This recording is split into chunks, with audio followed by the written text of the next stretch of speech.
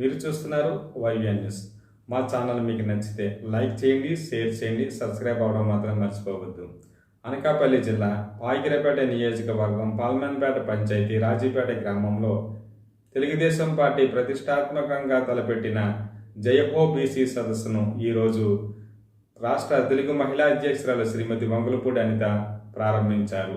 ఈ సమావేశానికి ముఖ్య అతిథిగా రాష్ట్ర టీడీపీ ఆర్గనైజింగ్ సెక్రటరీ యనమల రామకృష్ణ హాజరయ్యారు. ఈ సందర్భంగా రాష్ట్ర తెలుగు మహిళా అధ్యక్షురాలు శ్రీమతి వంగులపూడి అనిత మాట్లాడుతూ, తెలుగుదేశం పార్టీ అంటే బీసీలు, బీసీలు అంటే తెలుగుదేశం పార్టీ. అటువంటి బీసీలకి గుర్తింపునిచ్చిన, బీసీలకి సాధికారత ఇచ్చిన అది తెలుగుదేశం పార్టీతోనే సాధ్యమన్న సంగతి మనందరికీ తెలిసిందే.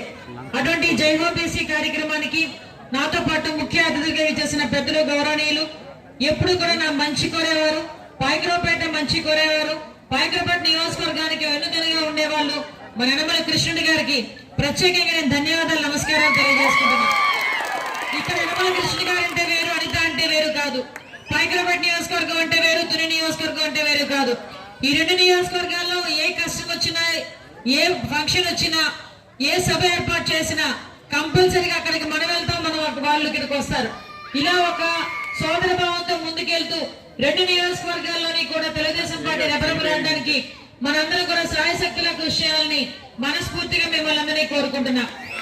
ఎప్పుడు చూడు ఎంత వేవలో ఉన్నా ఈ గ్రామాల్లోని రాసపేట గ్రామం కానీ, కొర్లేపేట గ్రామం కానీ, పల్మనపేట గ్రామంలో కానీ మెజార్టీ ఇచ్చే పరిస్థితి. ఎందుకనంటే ఇక్కడ తెలుగుదేశం పార్టీకి సంబంధించిన కార్యకర్తల దగ్గర నుంచి మామూలు సాధారణ ఓటర్ వరకు కూడా అందరూ కూడా ఎన్టీ రామారావు గారి అభిమానులు, చంద్రబాబు నాయుడు గారి అభిమానులు, యనమల రామకృష్ణ గారి అభిమానులు, ఇక్కడ ఏనపాట్ల గారి అభిమానులు అందరూ ఉంటారు ఇక్కడ. అమ్మ మీ అందరికీ చెప్పబోయేది ఒకటే, 4.5 సంవత్సరాల కాలం అయింది. 4 సంవత్సరాల 9 నెలలు అయింది ఈ జగన్మోహన్ రెడ్డి వచ్చి. ఈ జగన్మోహన్ రెడ్డి రాక ముందు తెలుగుదేశం పార్టీ అధికారంలో ఉన్నప్పుడు చంద్రబాబు నాయుడు గారు బీసీలకి ప్రత్యేకంగా లోన్లని, లేకపోతే బీసీలకి ప్రత్యేకంగా ఆదరణ స్కీమ్ అని ప్రత్యేకంగా వాళ్ళకి సంబంధించి ఎటువంటి ఇబ్బంది రాకుండా చూసుకున్న బాధ్యత తీసుకున్నారు. ఈ రోజు మీరు అందరూ ఆలోచించండి, మత్స్యకార సోదరులు చాలా మంది ఉన్నారు. ఈ మత్స్యకార సోదరులందరికీ కూడా నేను ఛాలెంజ్ చేసి అడుగుతున్నా, ఈ 4.5 సంవత్సరాల కాలంలో ఏ మత్స్యకారుడికైనా ఒక వల తీసుకొచ్చి ఎవడైనా ఫ్రీగా ఇచ్చాడా అండి? ఒక తెప్ప తీసుకొచ్చి ఎవడైనా ఫ్రీగా ఇచ్చాడా అండి? కనీసం ఈ రోజుకి వాళ్ళకి వెళ్ళి GPS లైటింగ్స్ కూడా అప్పుడు చంద్రబాబు నాయుడు గారు ఇచ్చినవే.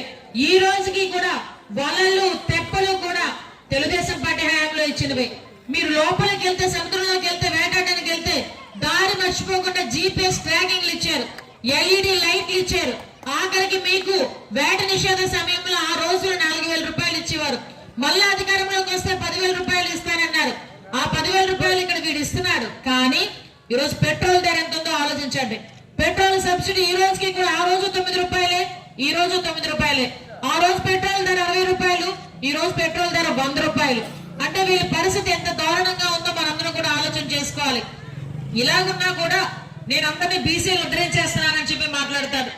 అదేవిధంగా మీ అందరికీ తెలుసు, 50 సంవత్సరాలకి మత్స్యకారులకి పెన్షన్ ఇచ్చిన ఘనత చంద్రబాబు నాయుడు గారిది. ఈ రోజుకి కూడా అది కొనసాగుతున్నారంటే ఆ చంద్రబాబు నాయుడు గారు పెట్టిన భిక్ష కింద మనం భావించాలి. ఈ రోజు మా యాదవ సోదరులు ఉన్నారు చాలా మంది. యాదవ సోదరులు నిజంగా ఆ శ్రీకృష్ణ పరమాత్ముడు ఎలా ఉంటాడా అంటే వాళ్ళు చెప్పగలరు. వాళ్ళు ఎలా చెప్తారంటే ఎన్టీ రామారావులో ఉంటాడని చెప్పుకునే గర్వపడే పరిస్థితులు యాదవ సోదరులు ఉంటారు. ఎందుకంటే వాళ్ళకి శ్రీకృష్ణుడు ఎలా ఉంటాడో తెలియదు. ఎన్టీ రామారావు గారు ఎలా ఉంటారో, శ్రీకృష్ణుడి వేషంలో ఎలా ఉంటారో మనకి శ్రీకృష్ణుడు అలాగే ఉంటాడు అనుకుంటారు. అలానంత పిచ్చి మన ఎన్టీ రామారావు గారన్నా, చంద్రబాబు నాయుడు గారన్నా. అటువంటి యాదవ సోదరులకు గాని, శెట్టి బలిసీలకు గాని వీళ్ళందరికీ కూడా ఆ రోజుల్లోనే చంద్రబాబు నాయుడు గారు ఆదరణ పథకం కింద వాళ్ళందరికీ పనిముట్లు ఇచ్చున్నారు. మీ అందరికీ తెలుసు, అప్పట్లో గొర్రెల పెంపకానికి, గేదెల పెంపకానికి కూడా 20,000 రూపాయలు ఆ రోజు సబ్సిడీ ఇచ్చిన ఘనత కూడా చంద్రబాబు నాయుడు గారిది. ఇలాంటి అనేక సంక్షేమ కార్యక్రమాలు 1 కాదు 2 కాదు. అదేవిధంగా బీసీ కార్పొరేషన్ లోన్స్ ఒకసారి మనం ఆలోచన చేసుకుంటే 1,00,000 రూపాయలు ఇస్తే 50,000 సబ్సిడీ. అదేవిధంగా హౌసింగ్ స్కీమ్ లో కానీ, ఇందులో కూడా బీసీలకి సంబంధించి ప్రత్యేకంగా మనం నిధులు ఇచ్చుకున్న సందర్భం మనందరికీ కూడా గుర్తు చేయాలి. ఈ రోజు పరిస్థితి ఉంది, ఏమంటాడో చెప్పినా, ఈ మధ్యకాలంలో ఏదో కోటబొమ్మల సినిమాలో నాయమ్మ నాయక్క నాయమ్మ నాయక్క పాట వచ్చింది చూసారా మీరు? విన్నారా లేదా? విన్నారు కదా? ఇదే పాట జగన్మోహన్ రెడ్డి పాడుతున్నాడు స్టేజ్ల మీద, నా బీసీలు నా ఎస్సీలు, నా బీసీలు నా ఎస్సీలు అని. నిజంగా ఎదురుగా ఉంటే ఎవరో ఒక బీసీ నాయకుడు అయితే గ్యారంటీకి లాగి పెట్టి కొడతాడు. ఎందుకో చెప్తున్నా, అరే నా బీసీలు నా ఎస్సీలు అన్నావు, కనీసం నీ చుట్టుపక్కల గాని నువ్వు పెట్టుకున్న క్వార్టర్లో గాని ఒక్కడైనా బీసీ వాడు ఉన్నాడా? ఒక్కడైనా ఎస్సీ వాడు ఉన్నాడా? ఈరోజు డీసీపీ రెడ్డి, తిరుమల తిరుపతి దేవస్థానం చైర్మన్ రెడ్డి, ఈ రోజు 5 స్థానాలకి 5 జోన్లకి 5 రెడ్డిని పెట్టి మీ మీద నా మీద పెత్తనాలు చేయించడానికి 5 స్థానాల్లో వైవి సుబ్బారెడ్డి, విజయసాయిరెడ్డి, రామచంద్రారెడ్డి, మిథున్ రెడ్డి అరే రెడ్డిని పెట్టుకొని కూర్చున్నాడు. అతని ఇంట్లో అతను సిఎస్ జవహర్ రెడ్డి, అతని రెడ్డి, ఇంచుమించుగా అందరు రెడ్డిల్ని తన చుట్టూ పెట్టుకొని వ్యవహారం సాగిస్తూ ఈ రోజు పరిస్థితి ఏంటిరా అంటే మాట్లాడితే బయటకు వచ్చి నా బీసీలు నా ఎస్సీలు, నా ఎలా అవుతారు నీ బీసీలు నీ ఎస్సీలు? ఈ రోజు చంద్రబాబు నాయుడు గారు నిజంగా కాలు ఎగరేసుకొని తిరగాలి. చంద్రబాబు నాయుడు గారి పార్టీలో, తెలుగుదేశం పార్టీలో బీసీలు గాని ఎస్సీలు గాని దమ్ముగా నించిన నాయకులు ఒక్కొక్కరు ఉన్నారు. ఈ రోజు రాష్ట్ర పార్టీ అధ్యక్షుడి కింద ఉన్నవాడు ఒక బీసీ నాయకుడు అన్న సంగతి తెలుగుదేశం పార్టీలో మనకే ఉన్నాడు అచ్చెన్నాయుడు గారు. ఈ రోజు వాళ్ళ దగ్గర వాళ్ళ సొంత అమ్మ విజయమ్మ పాప ఏ పాపం చేసుకున్నది ఎలాంటి బిడ్డను కలిగింది. ఇతనికి బయటకు వచ్చి ఏం చేశాడు? ఆవిడ కనీసం గౌరవాధ్యక్షురాల కింద ఉండేది. ఆవిడ బతుకుండగానే, ఆవిడ స్టేజ్ మీద ఉండగానే గౌరవాధ్యక్షురాలకి రాజీనామా చేయించాడు. సొంత తల్లినే రాజీనామా చేయించాడు. చెల్లిని తీసుకెళ్లి హైదరాబాద్ లో పెట్టాడు. అంటే పరిస్థితి ఏంటంటే తల్లికి చెల్లికి విలువ ఇవ్వలేనాడు ఈరోజు అక్కశిలములకు విలువ ఇస్తాడా? మీకు అమ్మవాడు ఇచ్చాను, ఆవిడ ఇచ్చాను, ఆసరా ఇచ్చాను అన్నాడు. కానీ అతను చేస్తున్న మోసం ఒకసారి మనం గ్రహించుకుంటే ఈ రోజు కరెంటు బిల్లు పెరిగిపోయినాయి. ఈ రోజు మీకు ఇలా అమ్మవాడు డబ్బులు వేసాడు అన్న వెంటనే కరెంటు బిల్లు పెంచేస్తాడు, ఉప్పు పప్పు ధరలు పెంచేస్తాడు, ఆఖరికి మద్యం ధరలు పెంచేస్తాడు. అంటే ఓవరాల్ గా మీటర్ నొక్కుతూ పైన ఒక బటన్ ఉంటుందట, కింద ఒక బటన్ ఉంటుందట. పైన బటన్ ఏంటంటే నొక్కే బటన్ అనమాట, కింద బటన్ ఉంటుంది కదా నొక్కేసే బటన్ అది. ఎందుకంటే 10 రూపాయలు వేస్తాడు, 100 రూపాయలు నొక్కుతా ఉంటాడు అనమాట. ఈ లెవెల్లో జగన్మోహన్ రెడ్డి మనలందరినీ కూడా మోసం చేస్తున్నాడు. 56 కార్పొరేషన్లు పెట్టాడు. 4 గీసుకోవడానికి కూడా పనికిరావు ఆ కార్పొరేషన్లు. ఆ కార్పొరేషన్లు ఏ కార్పొరేషన్ కి కూడా 1 రూపాయి నిధులు లేవు. కనీసం ఆ కార్పొరేషన్ చైర్మన్ కి కూర్చోడానికి కుర్చీ లేదు. పైగా 56 కార్పొరేషన్లు పెట్టేశారని సామాజిక బస్సు యాత్ర అని పెట్టాడు. సిగ్గుందా అసలు జగన్మోహన్ రెడ్డికి? నీ చుట్టూ రెడ్డిల్ని పెట్టుకొని సామాజిక బస్సు యాత్ర అని చెప్పి ఈ రోజు రోడ్ల మీదకి బస్సుల్లో నీ జనాలను పంపించి మస్పూసి మారేడుకాయ చేయడానికి ప్రయత్నం చేస్తున్నాడు. ఇక్కడ నేను చెప్తున్నా, ఇదే పాల్మన్పేట గ్రామంలో ఇక్కడ చాలా హ్యాచరీస్ ఉన్నాయి. ఈ హ్యాచరీస్ లో చాలా మంది లోకల్ కుర్రోళ్ళకి ఉద్యోగాలు లేవు. నేను మళ్ళీ చెప్తున్నా, ఇక్కడ మళ్ళీ మమ్మల్ని గెలిపించండి. ఈ గ్రామాల్లో చుట్టుపక్కల ఏ కంపెనీలోనైనా లోకల్ పిల్లలకి ఉద్యోగాలు ఇచ్చే బాధ్యత కూడా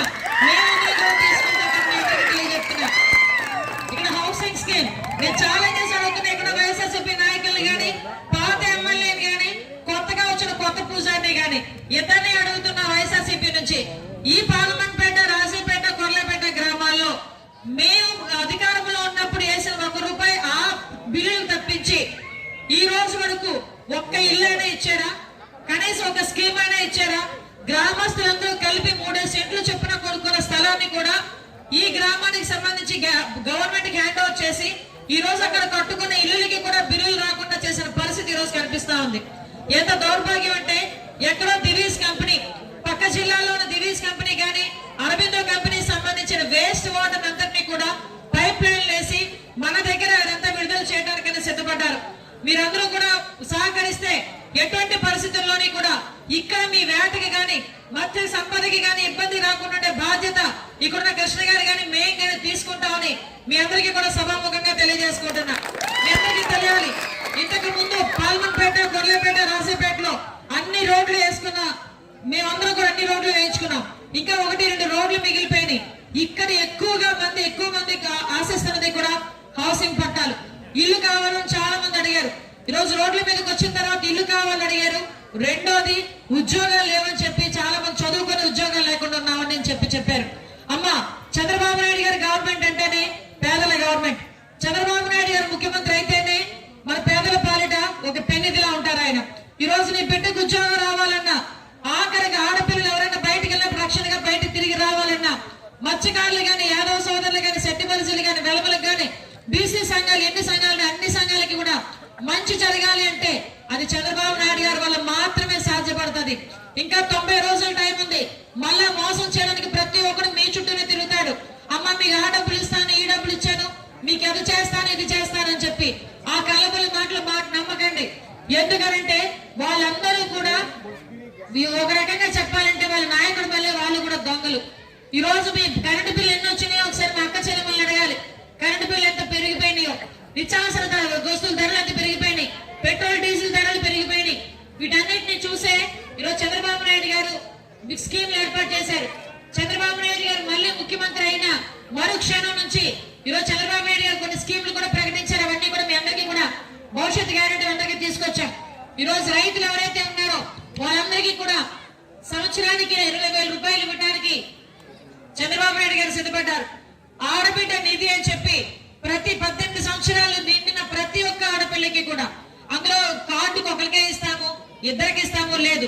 ఎంతమంది ఆ కార్డులో ఉంటే, ఎంతమంది ఆ ఇంట్లో ఉంటే అంతమందికి కూడా ఒక్కొక్కరికి నెలకి 1,500 రూపాయలు చొప్పున సంవత్సరానికి 18,000 రూపాయలు మీ అందరికీ కూడా మీ ఇంటికి తీసుకొచ్చి మీ అకౌంట్ లో వేయడానికి చంద్రబాబు నాయుడు గారు సిద్ధపడ్డారు.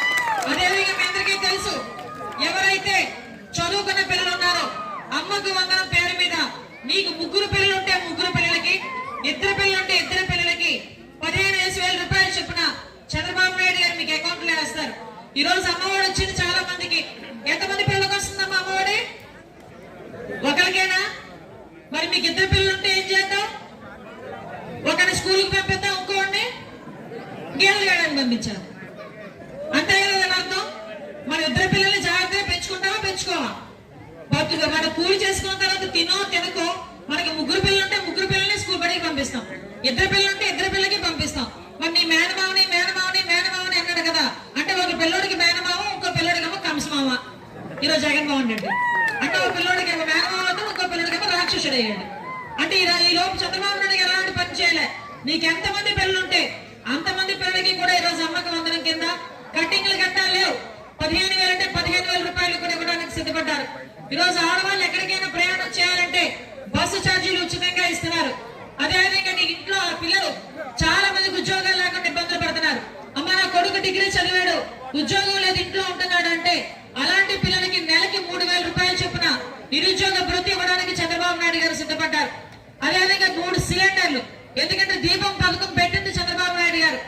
పొగ గొట్టాలతో చాలా ఇబ్బందులు పడుతున్నారని ఆ రోజు దీపం పథకం ఏర్పాటు చేసి ప్రతి ఒక్కరికి కూడా గ్యాస్ సిలిండర్లు, గ్యాస్ పొయ్యిలు ఉచితంగా ఇచ్చిన మనిషి చంద్రబాబు నాయుడు గారు. ఈ రోజు పరిస్థితి ఏంటినా అంటే గ్యాస్ కొనుక్కోవాలంటే భయం. ఎంత ఉందమ్మా గ్యాస్ ధర ఈ రోజు? 1,250? 1,150? 1,150? ఇంతకు ముందు ఎంత ఉండేది? 600 రూపాయల నుంచి 4 సంవత్సరాల కాలంలో మీరు ఓటేసిన పాపానికి 12 డబ్బులు చేసుకొని పోయాడు. ఈ రోజు మళ్ళీ ఓటేస్తే ఎంత వేస్తాడో ఒక్కసారి ఆలోచన చేసుకోండి.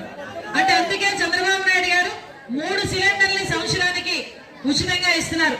ఇలాంటి స్కీములు ఎన్నో మనందరికీ కూడా పెట్టి ఈ రోజు మనల్ని కూడా ఆదుకుంటారు. మొన్న ఎవరో అన్నారు, అమ్మా ఇన్ని స్కీములు పెడుతున్నారు కదా మళ్ళీ అప్పులు చేస్తారా చంద్రబాబు నాయుడు గారు అని. చంద్రబాబు నాయుడు గారికి అప్పులు చేయాల్సిన అవసరం లేదు. చంద్రబాబు నాయుడు గారికి సంపద సృష్టించే దిమాగ్ ఉంది. ఇంకోటి ఈ మధ్యన ఇంకోటి కూడా వచ్చింది. చంద్రబాబు నాయుడు గారికి తోడు ఏదో అంటారు కదా, అగ్నికి వాయువు తోడైనట్టు చంద్రబాబు నాయుడు గారికి జనసేన తోడైంది. రోజు పవన్ కళ్యాణ్ గారు తోడయ్యారు. జనసేన ఆలోచనకి చంద్రబాబు నాయుడు గారి ఆలోచనకి అతి దగ్గరగా ఉండి ఈ రోజు 2 కలిసి ఈ రోజు మనందరం కూడా ఎన్నికలకు వెళ్ళబోతున్నాం. ఇక్కడ జన సైనికులు చాలా మంది ఉన్నారు. జన సైనికులు సోదరు వాళ్ళందరికీ చెప్తున్నా, అమ్మ మీరు మేము కలిస్తే వైఎస్ఆర్సీపీని భూస్థాపితం చేయడానికి పాల్మన్పేట నుంచి నాంది పలకాలన్న సంగతి మీ అందరికీ కూడా తెలియజేసుకుంటున్నా. రాబోయేది తెలుగుదేశం పార్టీ జనసేన గవర్నమెంట్. ఎవరు ఎన్ని అడ్డొచ్చినా, ఎవరు ఎన్ని తొక్కాలని చూసినా తొక్కుకుంటూ వెళ్ళిపోయే జన సైనికులు తెలుగుదేశం పార్టీ కార్యకర్తలే ఉన్నారు తప్పించి తొక్కించుకునేవాడు ఎవరు లేడు మన దగ్గర. ఆ విషయాన్ని ధైర్యంగా చెప్పి రాబోయే ఎలక్షన్స్ లో ప్రతి గ్రామంలోని కూడా జనసేన టీడీపీ కలిసి అత్యధికమైన మెజార్టీ ఇచ్చి మీరందరూ కూడా తెలుగుదేశం పార్టీని గెలిపించుకోవాల్సిన అవసరం ఉంది. ఇక మీ అందరికీ కూడా నా గురించి తెలుసు. మీ ఇంట్లో ఆడబిడ్డగా ఉంటా. ప్రతి ఆడబిడ్డ కష్టం కూడా తెలిసిందాన్ని, ప్రతి అన్నదమ్ముడికి కూడా ఒక సోదరులా ఉంటా. ప్రతి ఒక్కరి కష్టాలు తెలిసిందాన్ని.